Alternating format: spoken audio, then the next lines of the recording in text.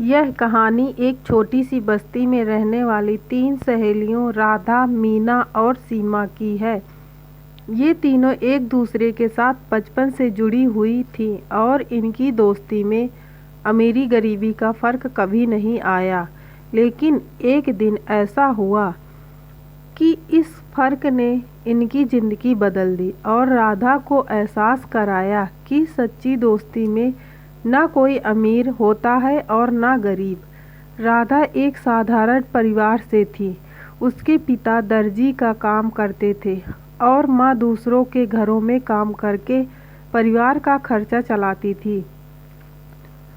उनके पास अपने घर के अलावा ज़्यादा कुछ नहीं था। परिवार की हालत खराब थी, लेकिन राधा की ज़िंदगी में खुशियाँ उसकी सहेलियों मीना और सीमा के रूप में थी।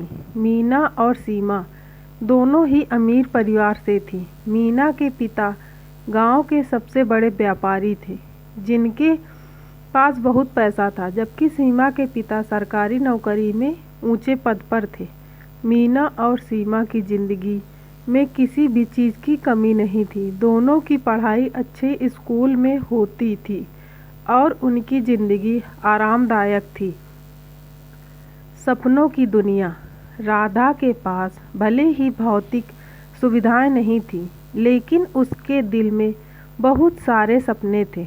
वह सोचती थी कि उसकी शादी भी एक दिन किसी अच्छे घर में होगी और उसके माता पिता का सिर गर्व से ऊंचा होगा।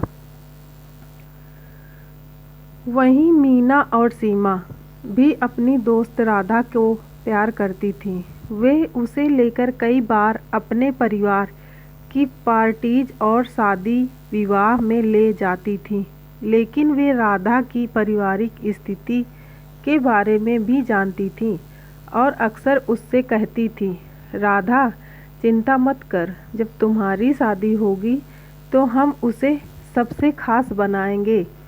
समय बीतता गया और तीनों सहेलियां युवावस्था में पहुंच गईं। इस दौरान मीना और सीमा की सगाई हो गई और उनकी शादियां बड़े धूमधाम से हो गई। राधा खुश थी कि उसकी सहेलियां अपनी ज़िंदगी में खुश हैं, लेकिन कहीं ना कहीं उसे अपनी शादी को लेकर चिंता हो रही थी। उसकी पारिवारिक स्थिति के कारण उसकी शादी में उतनी धूमधाम नहीं हो पाती जितनी उनके बचपन से देखी थी। एक दिन राधा के माता पिता ने उसका रिश्ता एक अच्छे घर से तय कर दिया। परिवार खुशी से झूम उठा, लेकिन उनकी आर्थिक स्थिति को देखकर राधा चिंतित थी। शादी के लिए पैसा जुटाने उनके लिए बेहद कठिन था।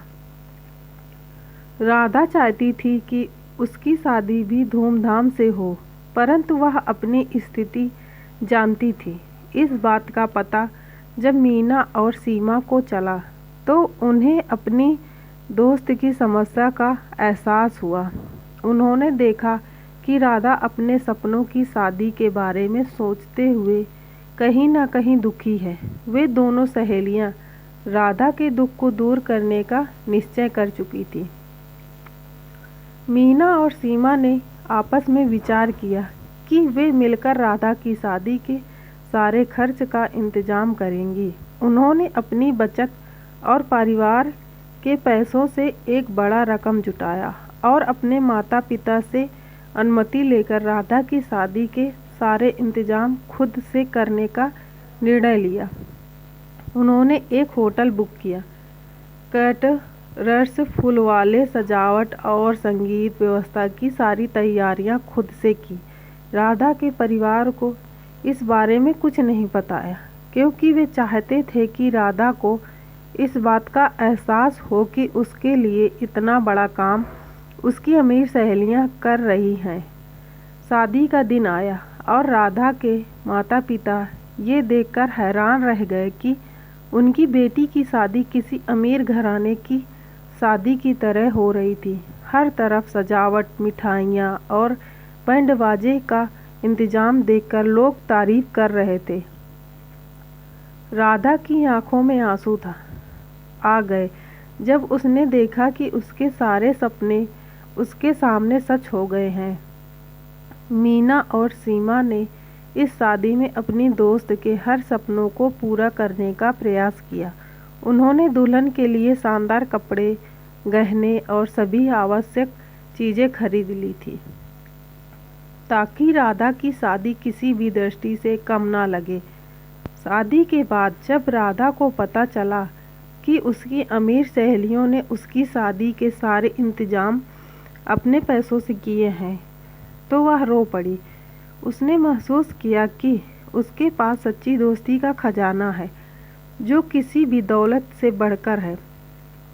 राधा ने अपनी सहेलियों का धन्यवाद करते हुए कहा, तुम लोगों ने मेरी ज़िंदगी में वो खुशियाँ दी हैं जो मैं कभी नहीं भूलूंगी। तुमने यह साबित कर दिया कि दोस्ती में अमीरी गरीबी का कोई फ़र्क नहीं होता।